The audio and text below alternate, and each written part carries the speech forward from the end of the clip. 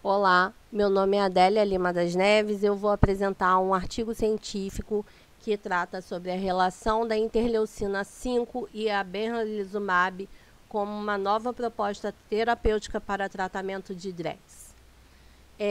Esse artigo foi publicado na revista Allergy, do Jornal Europeu de Alergia e Imunologia Clínica, sob o título de Targeting Interleukin 5 with benralizumab, a novel treatment for drug rash with eosinophilia and systemic symptoms. DRESS é uma sigla para erupção cutânea com eosinofilia e sintomas sistêmicos, e trata-se de uma reação adversa a fármaco do tipo B, subtipo 4B. Trata-se de hipersensibilidade mediada pelo sistema imune do tipo tardio e é uma reação adversa que cursa com sintomas sistêmicos e pode ser potencialmente fatal. Dentre os sinais e sintomas, pode-se apresentar lesão eritemato-descamativa, nessa foto em região perilabial, exantema maculopapular, que pode se apresentar no dorso ou em outras partes do corpo, e a histologia apresenta um infiltrado linfocitário atípico e eosinofilia. Pode cursar também com edema facial típico, exantema, febre, linfadenopatia, miocardite e eosinofilia entre 50% e 60% dos casos. O índice de mortalidade pode chegar a 10% e a taxa de complicação em aproximadamente 30%. Os sinais de gravidade de DRESS pode estar relacionado a alguns órgãos e sistemas, como os rins, o fígado, o cérebro e os pulmões. Nos rins podem ser observado o aumento de creatinina e ureia sérica, proteinúria discreta e nefrite. O fígado, entre 60% e 80% dos casos, é afetado, podendo apresentar uma disfunção hepática, com aumento das transaminases, bilirrubina, aumento de bilirrubina total, alteração no coagulograma e hepatite, pode cursar com encefalopatia, e nos pulmões pode apresentar tosse, taquidispneia, doença intersticial pulmonar e pneumonite.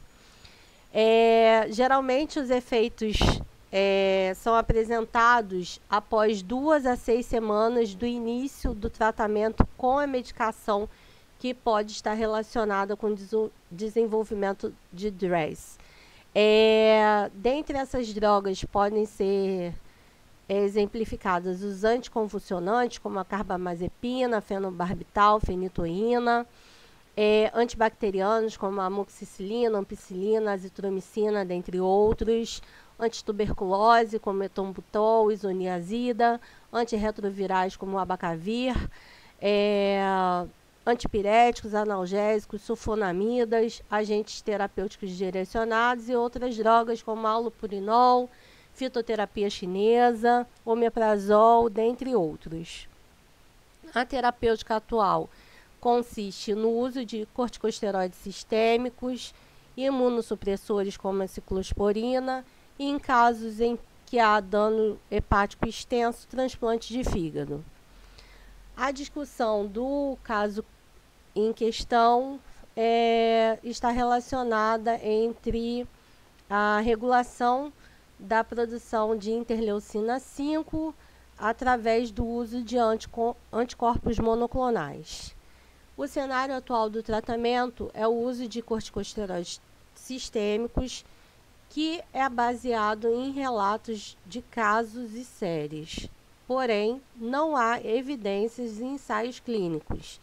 As taxas de falha são altas, pode ocorrer recidivas e diversos efeitos adversos devido ao uso de corticosteroides sistêmicos. O papel da interleucina 5 no DRESS é a produção, a quimioatração de eosinófilos, TCD4, TCD8.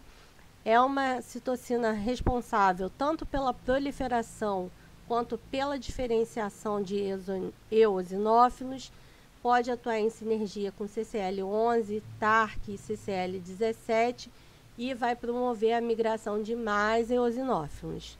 A interleucina 5, eotaxina e TARC são observados principalmente na fase aguda da doença. O objetivo da terapêutica com anticorpos monoclonais é a inibição da interleucina 5, promover a downregulation da inflamação eosinofílica e minimizar os efeitos adversos dos imunossupressores. Pretende-se direcionar a via da interleucina 5 receptor, incluindo JAK, STAT, RAS, MAPK e PI3K. Os anticorpos neutralizantes, eles têm alta eficácia na regulação negativa do dano tecidual produzido pelos eosinófilos, e esses anticorpos monoclonais direcionados, eles apresentam uma segurança favorável em humanos, e alguns deles já são aprovados pelo FDA e são utilizados para tratamento de outras doenças. Dentre esses fármacos estão o mepolizumab, reslizumab e benralizumab. O mepolizumab é um anticorpo humanizado, utilizado no tratamento da asma eosinofílica grave, na síndrome hipereosinofílica e na granulomatose eosinofílica com poliangeite. O reslizumab é um anticorpo humanizado também, utilizado no tratamento da asma eosinofílica grave, entretanto, ainda não foi testado no tratamento de DRES. Benralizumab é um anticorpo afucosilado, humanizado, que é aprovado pelo FDA para tratamento da asma eosinofílica grave. Nessa tabela, nós podemos comparar a ação e o tratamento, a posologia e as vias de administração de cada um dos anticorpos monoclonais que foram citados anteriormente. Chama a atenção que, segundo os autores, o mepolizumab tem um caso na literatura de teste para DRES, o reslizumab ainda não foi testado e o benralizumab tem um relato de caso e 2 séries de casos para tratamento de DRES. Aqui tem um desenho esquemático sobre a ação dos anticorpos monoclonais sobre a via da interleucina 5 e o bloqueio do receptor, né? E, segundo os autores, a vantagem do benralizumab em relação às outras duas drogas é que ele é mais bem caracterizado, apresenta um resultado mais potente e rápido, apresentou um bloqueio de interleucina 5 e de ativação de eosinófilos, apresenta uma eficácia mesmo em pacientes refratários a altas doses com tratamento de corticosteroides, e esses pacientes apresentaram melhora clínica acentuada, resolução da eosinofilia sanguínea e normalização dos testes de função hepática que foram observados dentro de 2 dias após o tratamento com benralizumab 30 mg subcutâneo. As melhorias estão associadas a reduções acentuadas nos níveis séricos de interleucina 5, 4, TNF, CCL3, CXCL6 e CD8, que desempenham papéis críticos nessas respostas que são mediadas por eosinófilos e mediadas por células T citotóxicas. Entretanto, o efeito também pode mediar a morte de eosinófilos, seja por citotoxicidade dependente de complemento ou por citotoxicidade celular dependente de anticorpos. A perspectiva de tratamento é que os anticorpos monoclonais direcionados à interleucina 5 receptor demonstram ser um tratamento muito promissor no gerenciamento de DRES, especialmente nos casos graves que são refratários ao tratamento com corticosteroides.